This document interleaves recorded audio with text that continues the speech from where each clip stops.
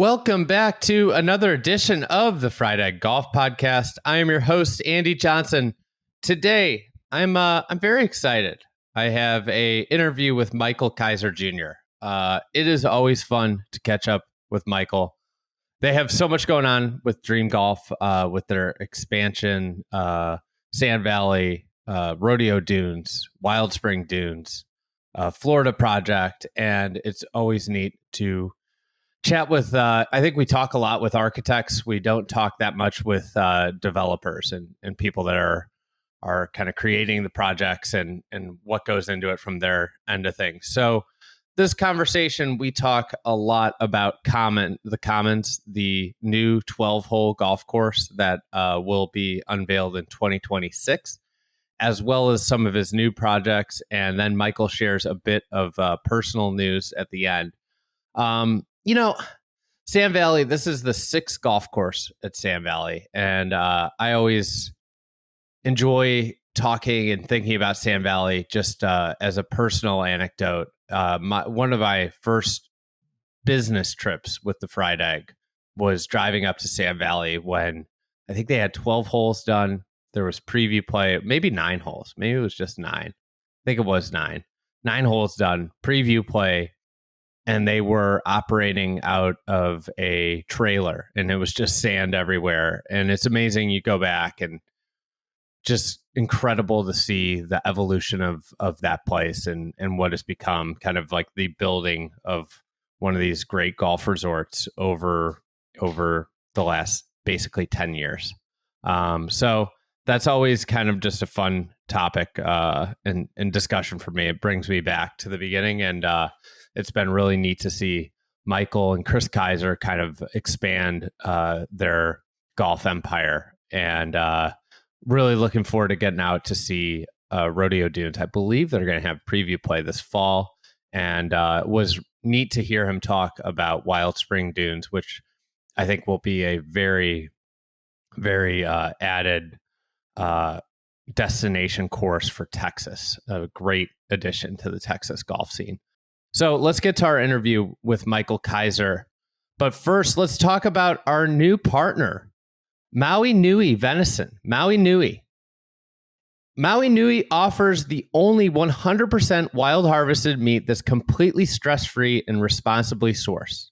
It's perfect for anyone looking to elevate their meals with delicious, high-quality protein. They sent me some of this stuff, and it is delicious. It is, and when you look at the nutrition facts, that makes it taste, I think, even more delicious. This is literally the healthiest red meat you'll ever eat, packed with protein. This is, I think really like about as good of meat as you can do, and it's also solving a major problem. There is a invasive deer population on Maui, on the island of Maui, and this is kind of addressing that. So this is, they have these kind of sticks. So like kind of like a meat stick. They have their ground meat. They have like medallions, chops, all sorts of different cuts of meat. But the sticks are great for on the go. I'm in Austin right now, Texas. I packed a couple in my bag. And it's great because like when you're traveling, you have these weird schedules. They're just like perfect little snacks on the go. They have 10 grams of protein and just 55 calories. So like you compare them, I put them side by side with like on the go snack we give my daughter, and the Maui Nui nutrition just blows it away. It's really good. It tastes really good. And it is an easy way to add protein to your diet, which, if you pay attention to health trends, is all the rage. So if you want to check out Maui Nui, go to mauinuivenison.com/egg. That's Maui Nui, which is MAUINUI venison, VENISON.com/egg. And you can learn more about what they do there. All right, let's get to Michael Keiser.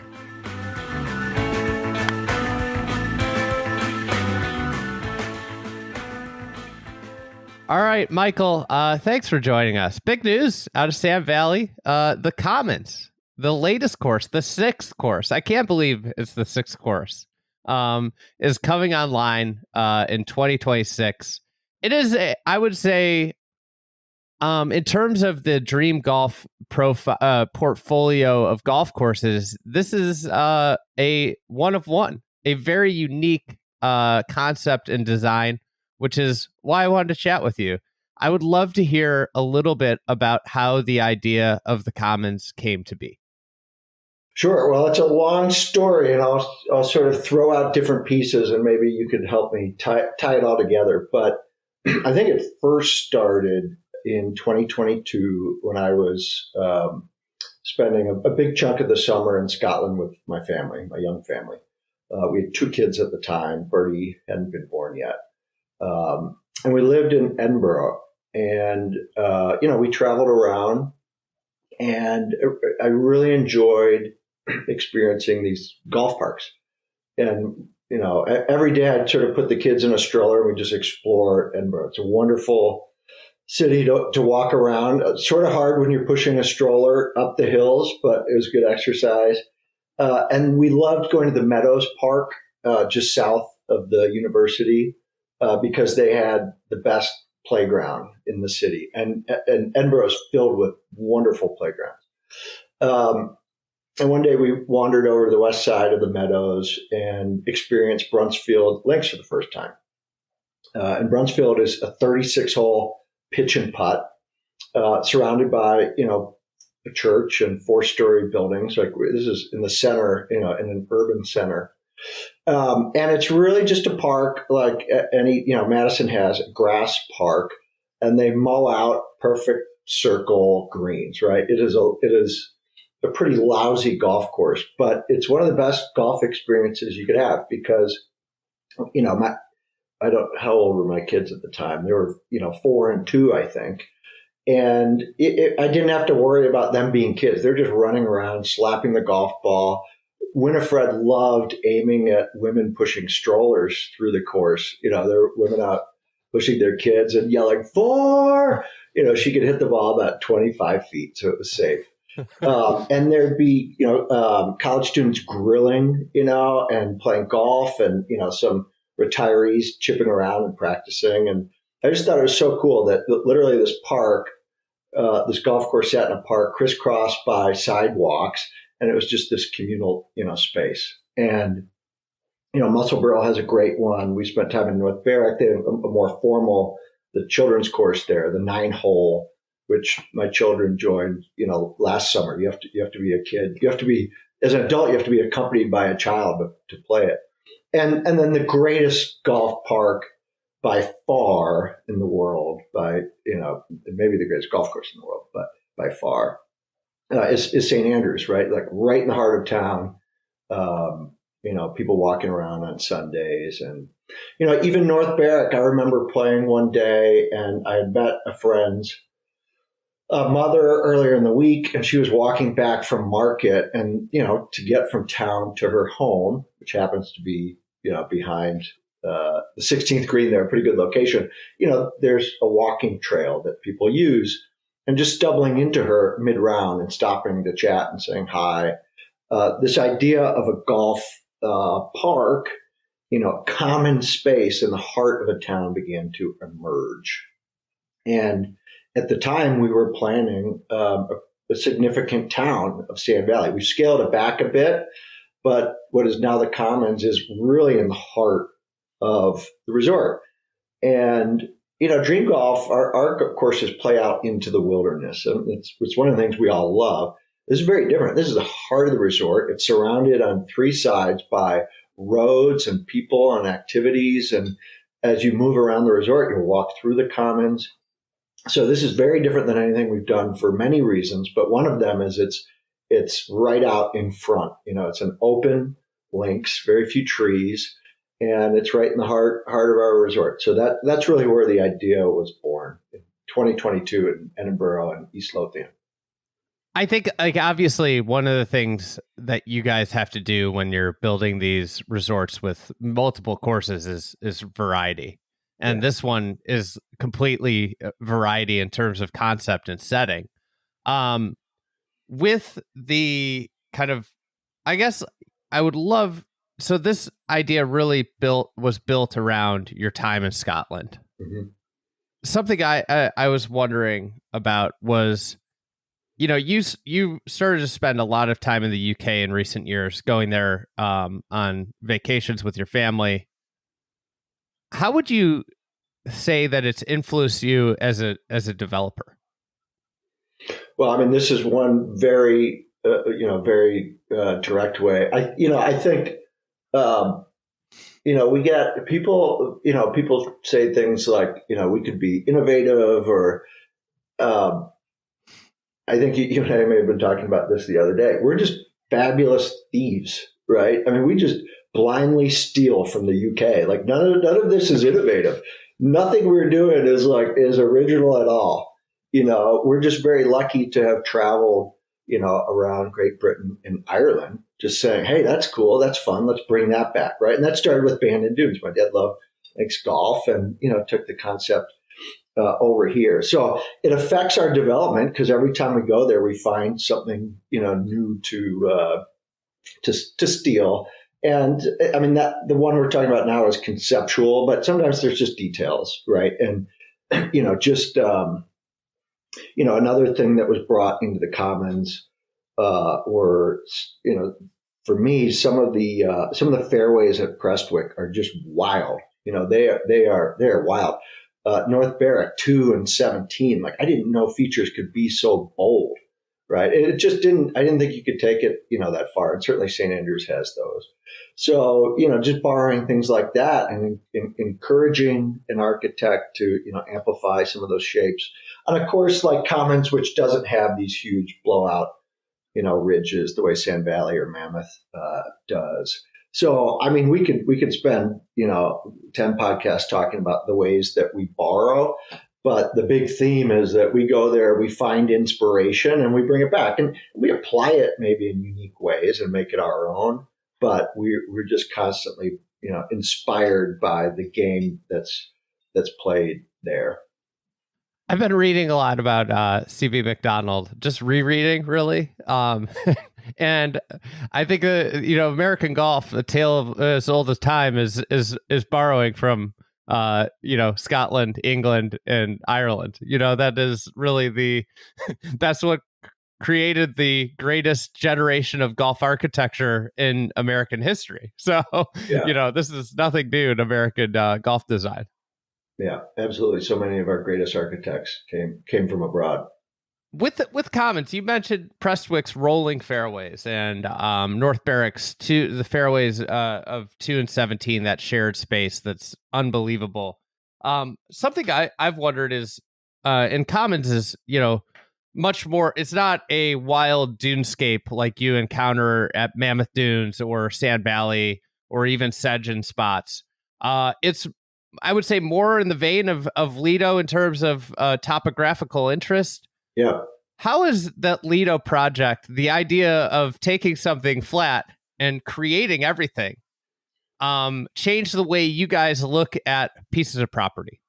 It's completely changed the way I've looked at it, right? I mean, I always saw like minimalism as like the goal somehow, right? As opposed to like it's a wonderful method that should be applied in a case like Rodeo Dunes to build a fabulous golf course. But the goal is to make fabulous golf courses. And there are different ways to do that.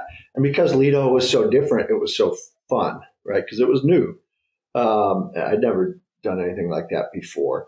And it gave me confidence that, maybe with the right architect, we could build something that's pretty compelling. So Commons was our original driving range, right? I mean, that was maybe a third of it or a quarter of it. Driving ranges tend to be pretty flat. This was the flattest piece of ground on the property, right? And so we were starting from a flat piece of sand. Most of the contours from the Commons came from a lake that we were building. That's 40 acres that now exist, and it's gorgeous. But we needed to put that sand somewhere. So that enormous dune that you see behind the first green, Some people call it Mount Doom. Rob Doom is our head of agronomy. I call it Megalodune. It's a great way to tire 6 and 4-year-olds out. The kids just go up and down and up and down. But it'd be great sledding hill. That's what I always think about. It's a double black diamond sledding hill. Yeah, it's great. Not for me.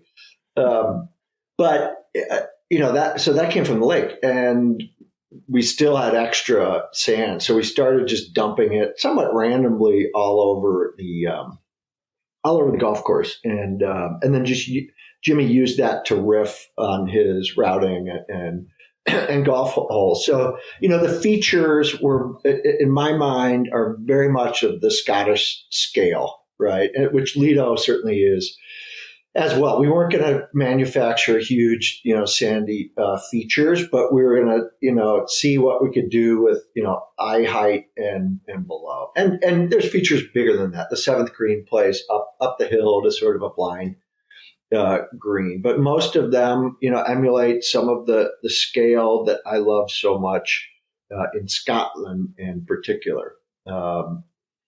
Gil Hance has used the term for that scale on this podcast, and his Philly accent, I think, is what also makes me remember it.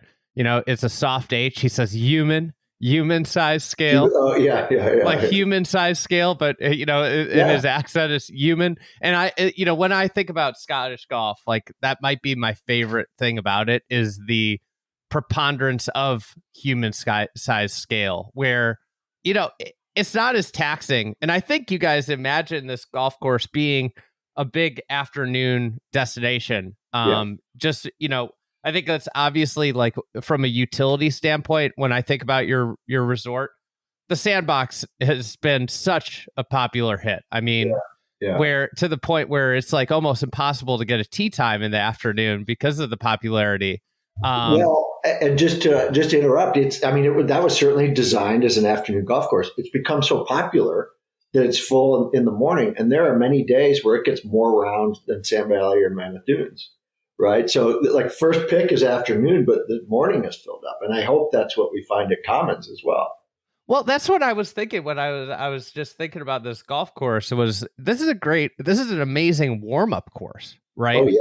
Where, like, for people that like to hit the range or something, it's like you have the opportunity to kind of just like warm up and quickly zip around, especially if you got one of those early times. So, like, if you're a faster group, you could just fly around, and it's like, this golf course, with it being 12 holes, gives you the opportunity to potentially have just a massive day. If you wanted to just go all out, and you could play 3 golf courses in one day, and it would, one of the things I like about it is the idea that there are still drivers in play. I think that's been one of my big sticking points with the idea of short courses in America, is that everybody looks at, maybe it's the preserve, the sandbox, the cradle, and it's like, okay, every hole has to be under 150 yards. And it's like, no, we can have drivers. We can have different things. That's one of my favorite things. I'd love to talk about, people are, probably don't know, I don't think Jim Craig is a household name, but if you are in golf architecture circles, he is a household name, one of the more talented individuals in the space. How did you kind of start to work with Jim Craig? And I think, like, it's important, like, this has been a collaboration between you and Jim Craig. Very kind of a evolving process, we could call it, and one that you've had a lot of input and impact on. Yeah, I mean, it's certainly mostly Jim, but it's, he came up working with Bill Core, and Bill Core is, he just loves riffing off of any idea. Right. He is so collaborative. Now, he's certainly the genius he and Ben who make it great, but he's just looking for any idea to riff off of. And that's why he's so fun to work with, because whatever you throw out, he'll just make it great. So that's what Jimmy knows. And he's wonderfully open to collaboration, but he's certainly the one coming up, with the big ideas that make the golf great. But I met him at Sand Valley, with the first course in particular, but the first 2 courses, my dad was calling the shots and working with the architects.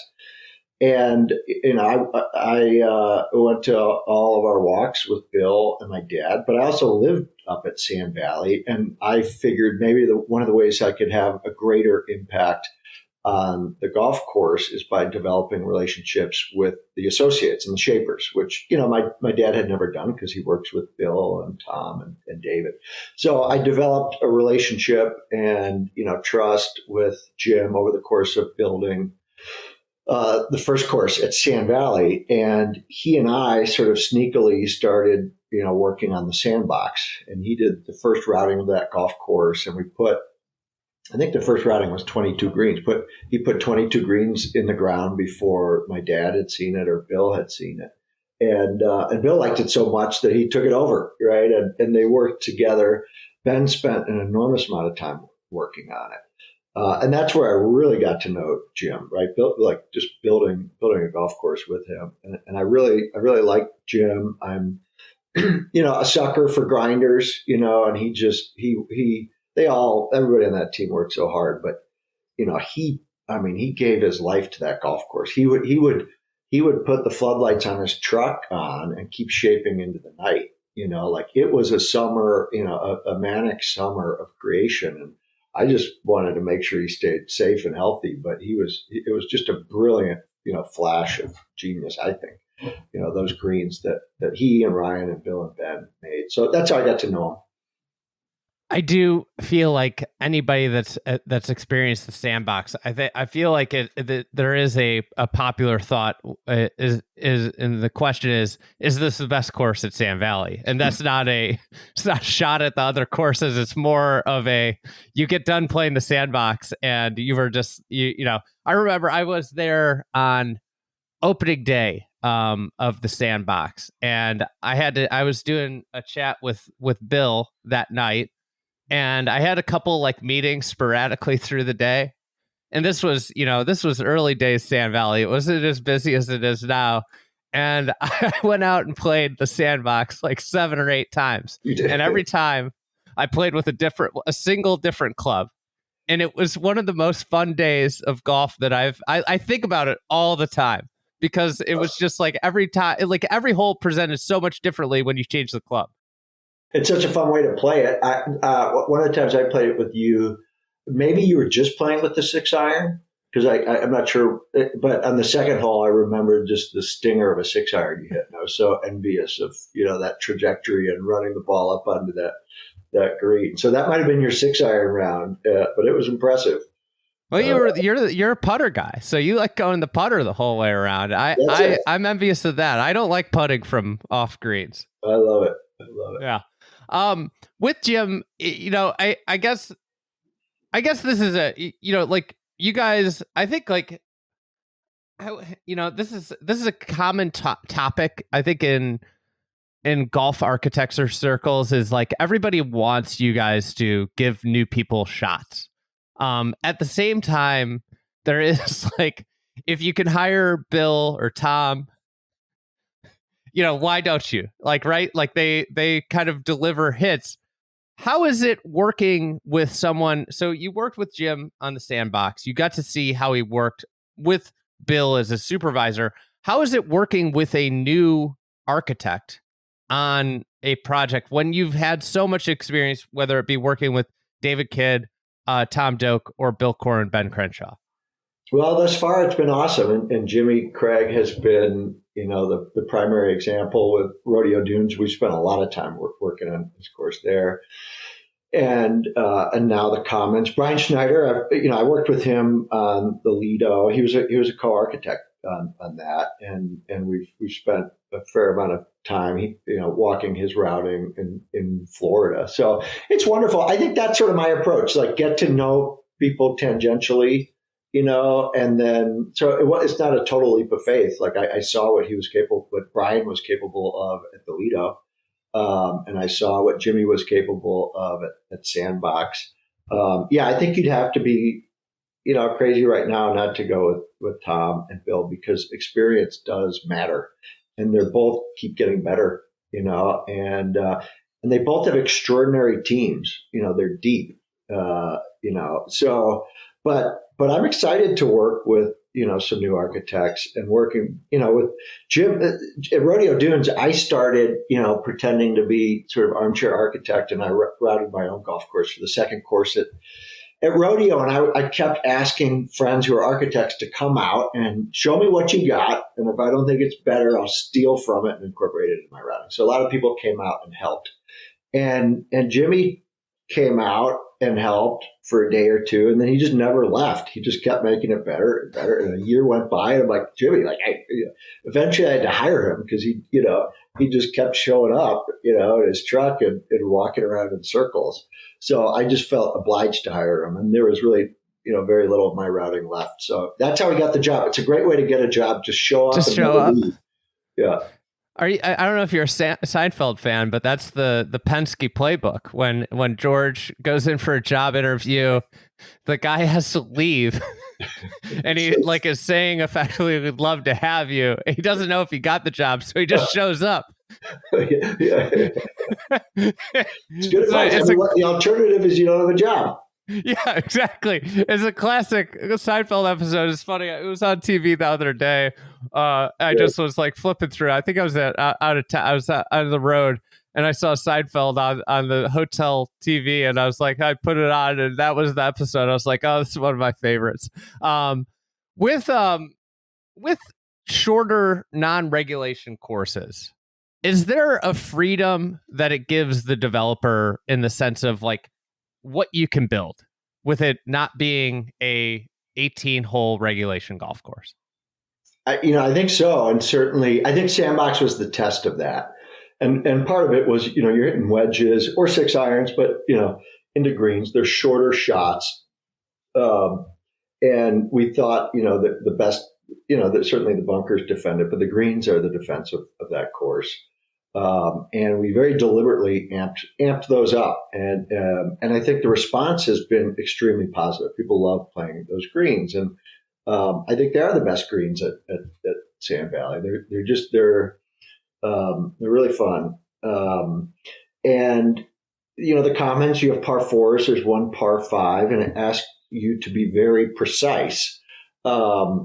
But if we didn't amp up some of the contours in the fairways and around the greens, it would just be sort of an easy course, which would be fine. But really, the greens of the Commons are its primary defense. It's wall to wall fescue out there, right? For however many acres that golf course is, we seeded the entire thing, and then we'll establish the mow lines for the fairways.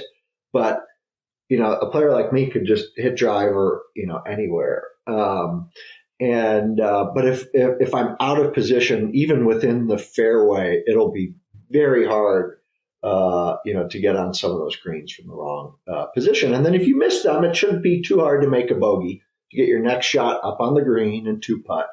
But you have to hit spectacular shots to make birdies out there, and a par is very well earned. But you should be able to go around and make bogeys if you're, a regular hack like me. It's interesting. This kind of ties back to how kind of the Lido changed your view of what you guys can do with different properties.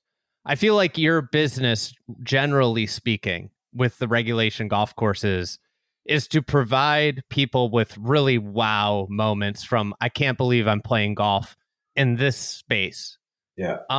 When it turns to these smaller projects, whether it's the Preserve, Shorties, Sandbox, and here, it's more, and I think the Lido's in this bucket. It's more wow moments from the features that are built on the golf course. Yeah.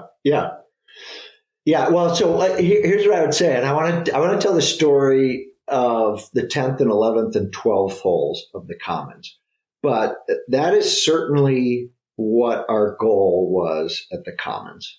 And I panicked a little bit when we started. I knew Jim would build a really interesting golf course with cool, Scottish-like features. But I'm like, I don't know if people will get it.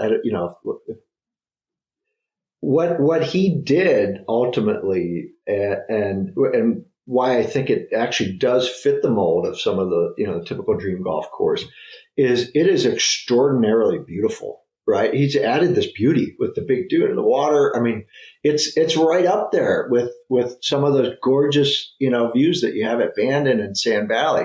So it was not the plan, but I think and certainly what you said about the features is absolutely true. But I think this wonderful surprise is it's gorgeous. And can I tell you the story about the peninsula? Absolutely. That's what podcasts are for. So it was a 9-hole golf course, and we were under construction. The first year, we were going to build it all in a year, and we just kept changing the routing. Like, we literally have all these ghost greens shaped that are in the middle of fairways that we never built. Routing kept changing. We never seeded anything because it was so fun. We kept tweaking it, and it cost a fortune to keep rebuilding because we're manufacturing this, but it kept getting better. And at the same time, we were designing these villages. So this 40-acre lake, we have a peninsula sticking out into it. And we measure 50 times, cut once. So we were spending a couple of years designing this village. And the peninsula was sort of where it all came together. And we started arguing about how much density to have out on the peninsula. And the end sticks out like a mushroom. And I'm saying, we're the golf guys. The best real estate goes to golf. We're going to have a putting course out there. It's going to be amazing. And it was like this battle back and forth. And, how much of that peninsula should be putting course and how much should be, homes or restaurants or whatever it is. So we argued about that for 6 months. And this was all on paper because the lake didn't exist. We started building it. And I came out after this massive hole was dug. It was the fall or the spring or winter. And I'm standing there on what's now the 10th tee. And I was like, oh, we missed this big time. This entire peninsula is golf. This is spectacular. This could be the best golf at the resort. So if the team had accepted my putting green 6 months earlier, they would have gotten all these homes and all this real estate. But we wiped it out. I mean, that day, that instant, that was all gone. And now it's all golf. And there are these beautiful water holes. And that 10th hole, I think, is my favorite hole at the resort. And Jim did an amazing job. I was worried that you'd have these great Scottish links holes and then these gorgeous, dramatic water holes, and they'd be totally disjointed. And I think he did such a fabulous job bringing, bringing the links into those water holes. And it's such a dramatic, exciting, gorgeous finish. So I tell Jim it's the most expensive golf course ever built, not just because we rebuilt it 10 times, but because of the opportunity cost of wiping out that village. It was surrounded by the Scottish village, and every trip he'd wipe out another neighborhood, and I kept saying, dream golf, the golf comes first. But I was tested on that because there'd be like this, 10 acres of a village, and he'd say, we could have the edge of a fairway play through that. And I kept on saying, it better be good, Jim. If it's not good, we wipe that out. So now there's very little left, but except for a pretty cool golf course. Having stayed in some of those homes around the lake, like I will say, when you're coming at the end of the day, and I mean, this is the vision, one of the, prime utilities of this golf course is end of day golf. When you're coming down at the end of the day, and you can see this hole from the road, and you're looking across that lake and the sun's going down, it is absolutely stunning. It is a incredible place to be. It's so pretty. That was, a manufactured lake. Santos, who's been the foreman, who's built all of our golf courses, has become such an extraordinary artist. He and his team, coupled with Colette Collins, Coco, who's on the development team, they sort of not design built. They just built that and made it beautiful. And the 12th hole, which is the one hole we haven't finished yet, the view from behind that green that you're describing, it's the best view on the property. And it's to me, it stands up against really any great finishing hole looking out. That's where we're going to have some food trucks in the trees in the shade overlooking that setting sun. And I think it's going to be a place that a lot of our guests are going to want to hang out at the end of the day. All right, let's talk a little bit about your new places, Rodeo Dunes and Wild Spring Dunes, two new developments that have been announced. What are those properties like? You obviously, I think like everybody knows Bandon, Oceanside. So these are two inland, sandy areas. How would you compare or give a visual of what these golf properties are similar to? So to me, Rodeo Dunes feels Irish. Just every time I'm out there, I feel like I'm in Ireland. We've been in a drought the last couple of years, so it's, there's wildflowers and there's color. But the first time I saw the property, it was emerald green. And, it feels like certainly like maybe La Hinch is a great example. And there's a lot of variety to the size of the dune. So it's not like any one place, but it's big and it's brawny, like the dunes of Ireland. And I think that's the best description I could come up with. And, and Bill's course is, it's big and brawny. The last 6 holes are some of the most dramatic and exciting, holes that I've seen anywhere. And he embraces these big features, these big dunes. And the first 12 aren't timid either. So Rodeo Dunes I would describe as Irish, but in the plains, under the range, you look out and you see the mountains in the background. It's so gorgeous. It's so peaceful. It's barren, prairie with dunes. It's a beautiful place. Wild Spring Dunes has a lot of a lot of variety in the sort of the ecology. And it has these ravines that remind me a lot of, Lake Bluff, the northern suburb ravines of Chicago. And it has some ridges like Sand Valley, these sand ridges. It has this feature we call Mount Baldy. It's just this cone, this huge cone of a dune where both the first 2 golf courses start and Bill's finishes. It has these rolling dramatic hills on the south end, which remind me a lot of Pine Valley, big, bold, sandy hills. And then in the center, it has this very gentle, elegant, beautiful ground it reminds me of Pinehurst in its topography, but also in just sort of the exposed, sandy, barren. And when I got involved in the property, there were 3 golf courses routed. So in the area I just described, there were 2. And then there's another area, which by comparison was a big step down where there's a third. And I said, look, a condition of me getting involved, the third one's gone, right? There's just no way it could be as good as the first 2. And the first 2 could be very, very good. But if we combine them into one super course, it could be spectacular. So if I do this, we're just building one golf course. And everybody signed up for that. And Tom, he felt sort of bad taking from the second golf architect. I feel like he always does. He always feels bad about. He very felt bad for about 5 minutes. Let's keep it real. He got over that pretty quick when he saw his first draft. And no, he was. I had to twist his arm because he, because he cares about his friend Bill Court. But I asked for Bill's blessing, and Bill was like, "Of course, it sounds like the right decision." And with that, Tom routed a great golf course. One of the things I told Brett, who found the site, was if we make decisions for the right reasons, I have found that serendipity tends to work out and something will happen. We don't know what it will be. And lo and behold, land adjacent to ours, which we'd all overlooked on topo, including Bill Core, just looked way too severe on topo. When Mike Angus, who was coming up with our land plan, went out and walked it, he said, I think this is pretty good. He called Bill, and Bill flew out, and Bill said, this is really good. So we now own the land for the second golf course, which we hope Bill and Ben will build for us one day. And it has these very dramatic ravines, like I described on Tom's, and then sort of tilting sandy fairway. So really excited. It's going to be different than the first course, and I'm excited to see what they come up with.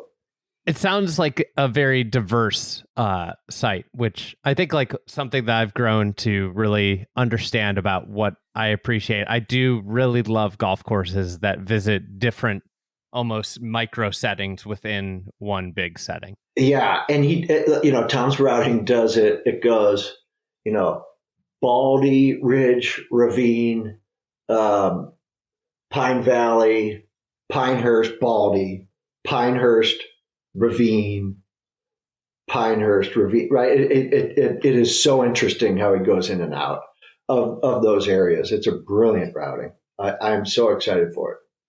It'd be great for public golf in Texas, also Colorado. I think like one of the fascinating things, and this is less golf architecture and more from a just golf destination place with particularly Rodeo Dunes is, probably the easiest airport in the world outside of maybe Dallas to get to.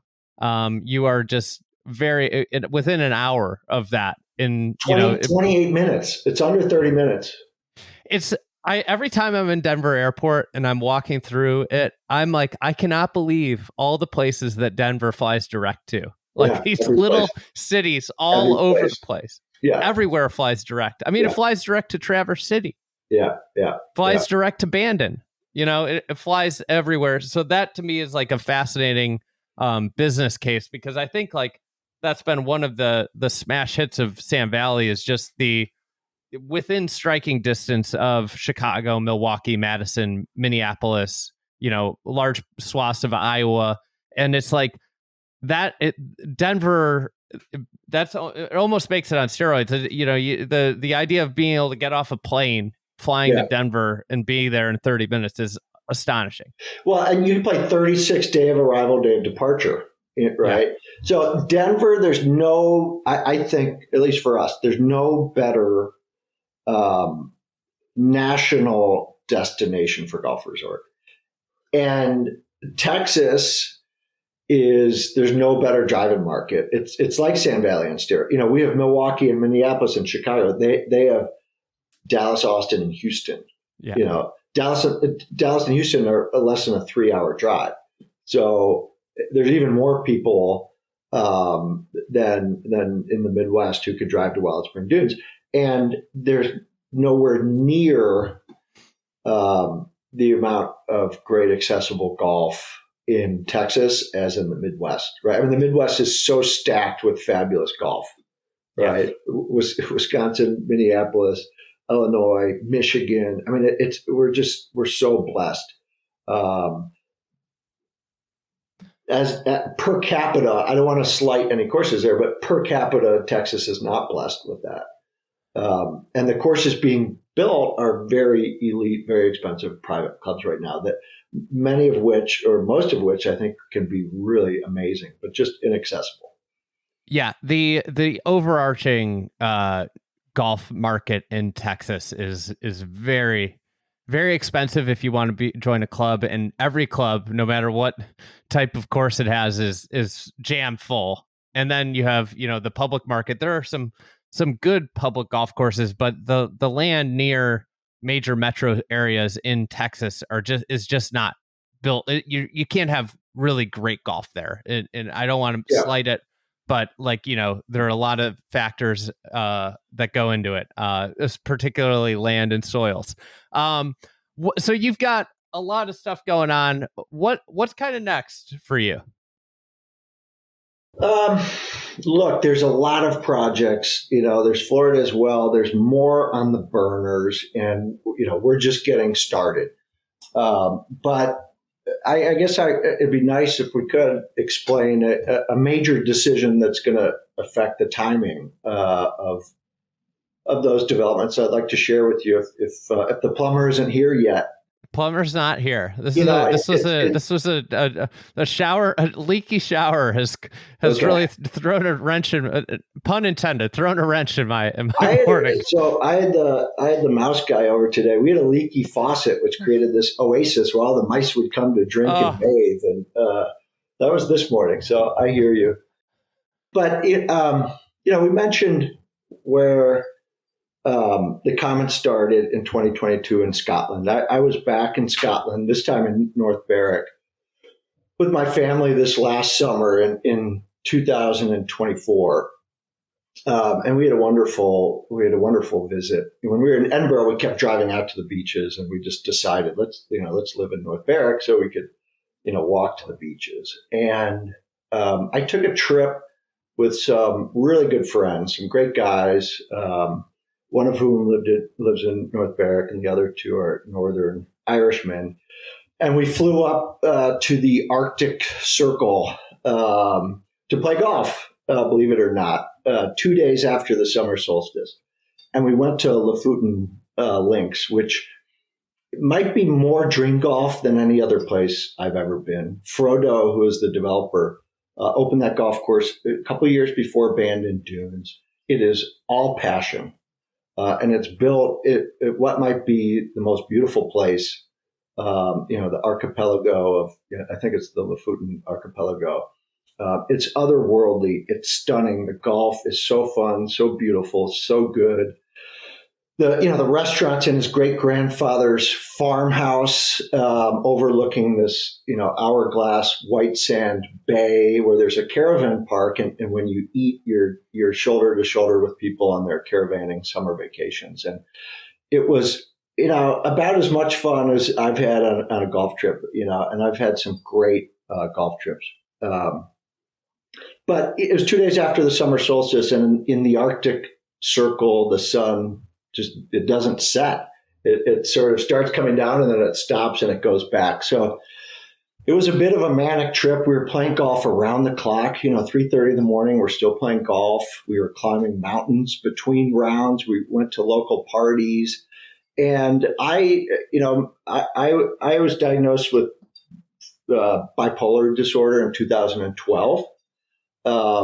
I've been medicated since then. I think a little under medicated, and there's different things that could sort of trigger higher energy, and the energy's been fabulous for developing golf resorts. Right? It's just sort of like, if I need to work 20-hour days or 16-hour days, like I have that on reserve.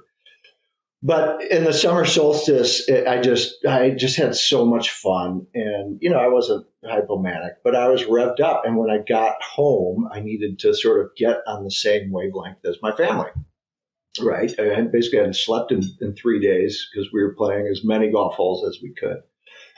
And I've always drank alcohol, to sort of deal with stress. And I've also drank alcohol to slow my mind down, right? Sort of being under medicated. I sometimes I go a long time without drinking, but my brain gets going. I drink in the evening after I put my kids down to slow it down. And that day I got back, I drank before I put my kids to sleep. And I started to slur my words when I was reading them their nighttime story, and I overdid it, and I had to tell my wife, and it was just the worst feeling in the world. So I stopped drinking, that week, and and it's been really healthy for me. That was about 7 months ago,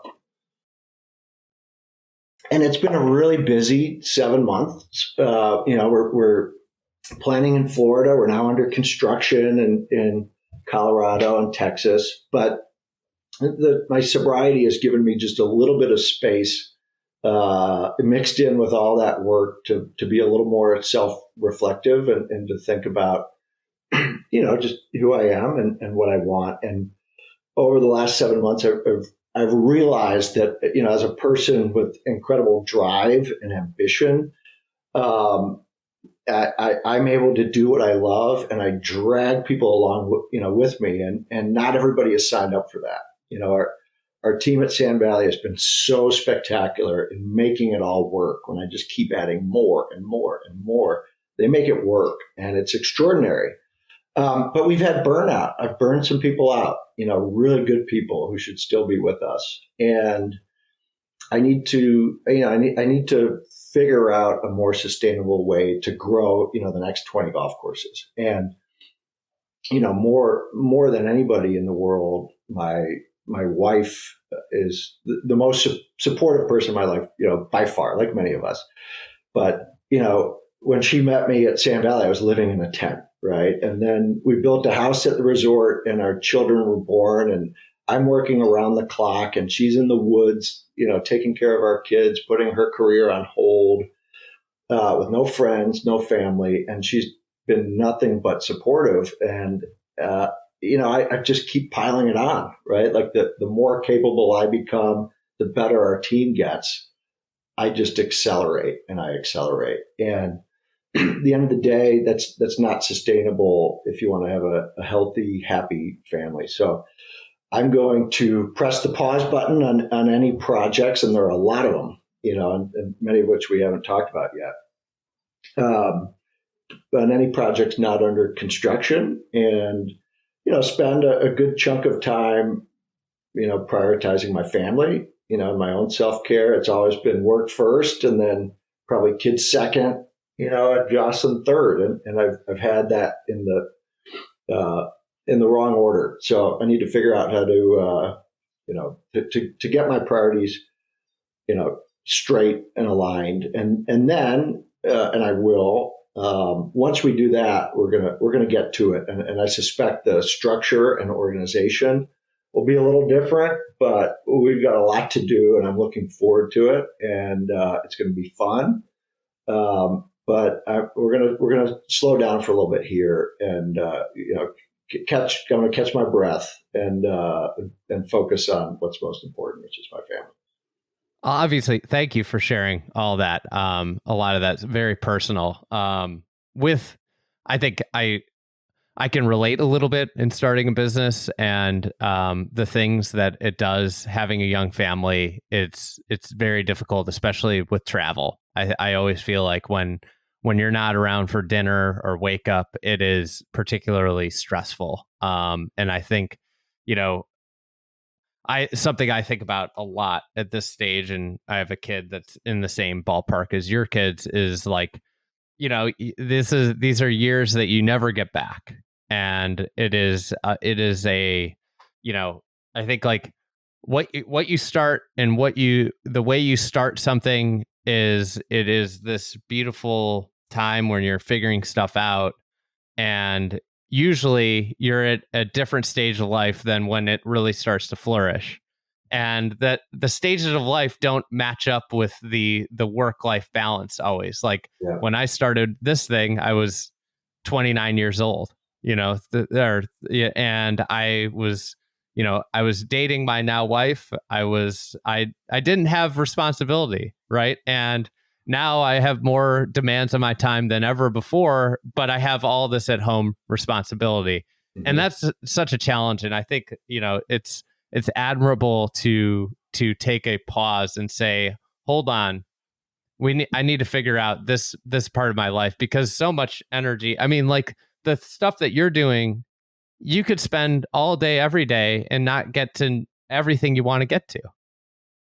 Yeah. And the travel, as you said, I mean, the nighttime routine, morning routine is really hard to do alone. But it's also, even when I am here, I'm not always here, right? I'm like dreaming about, trying to figure out what I call these puzzles. And I'm a very involved, dad, and but I'm not always there, when I'm here, and that's something that I need to figure out. Presence is becoming more and more difficult with technology. I think that's one of the things that I've really struggled with is like it's night and day when you put the phone in another room and you don't allow yourself to be interrupted, and versus one thing I found, I mean, kids, nothing gets past a kid. And my son Tommy, who's 6 now, we first thing in the morning, 5:30 to 6 every morning, we play backgammon, right? And I started last year. He's an early riser. Oh, we're both up, well before that. He has to stay in his room until 5:30. I'm up at 3:30 or 4, so I'm ready to go. But we were, I was doing this, we would play every day before I went to school, and he'd always give me a hard time about being on my phone. So very quickly, I left my phone in the other room, and we were playing one morning. And I forgot how he said it, but he was like, Dad, he was trying to get my attention. And he said, I said, Tommy, I don't have my phone on me. And he said, Dad, I think before we were playing, you looked at your phone, and whatever it is you saw, you're thinking about now. Like, this is a 5-year-old. I'm like, he was exactly right. I'm like looking at it. So these kids, they pick up on everything. And technology is a great way to leave the present, moment. As this is not meant to be a parenting episode, but we're here. I've been, the internet serves you all kinds of things. But one thing I saw is that, like, when your kid looks at, like, especially young kid looks at you and you're looking at your phone, they view that as a form of rejection. Yeah. Which is, you think about, like, how many times that can happen in a day, and it's like this is a aspect of parenting that nobody's really, this is a new thing with parenting, right? The phones have obviously been around, but finally now we're at the point where we see ramifications of phones with kids becoming adults, right? This is really the first awakening of what do phones do to kids. And it's and it's not kids with phones. That's a whole another bucket of thing. It's parents with phones around kids. Yeah. I mean, it basically said, what am I doing? Why am I so uninteresting that you have to be staring down at a screen? And I think it's, we talk about traveling, and a lot of people have to travel, and it doesn't have to be a ton of time, but if it's quality, right, yes, then that's all they need. That's all they need. Just when you are with them, to be super high quality time. And I think we've all seen that when we do that, kids respond very positively to that. Yeah. Well, I appreciate you sharing that. We will, I think the golf world will probably be a little sad that more of your properties aren't coming at rapid pace as they have been. But that being said, I think, the reality is setting up a more sustainable next onslaught of builds is a much, a much more long-term model, potentially, if we want to use the business term. And appreciate you coming to talk about the Commons, which I'm very excited about, having walked it with you in the fall last year. Well, let's play it this summer. It'll be fun. How about just a 6-iron? Maybe. You give me a stroke a hole, and we just play with 6 irons. I don't see. You always badmouth your game. I believe there's a great golfer in there. It's we just need to change the mentality. It's not out. All right. Thank you, Michael. I look forward to seeing all the new properties, and thanks for coming on. Thanks, Andy. PJ, thank you, man.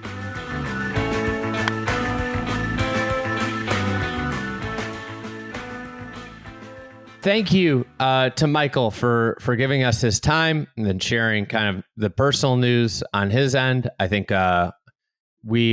he's got a lot on his plate, and obviously understandable situation with young kids, especially to take a little time. So we will look forward to talking to him more as more resorts come online. And big thanks to everybody for listening. Big thanks to PJ Clark for editing and producing this podcast. And we'll be back next week. I think we're going to probably talk a little pro golf, maybe mix in a little golf architecture as well. All right. Thank you.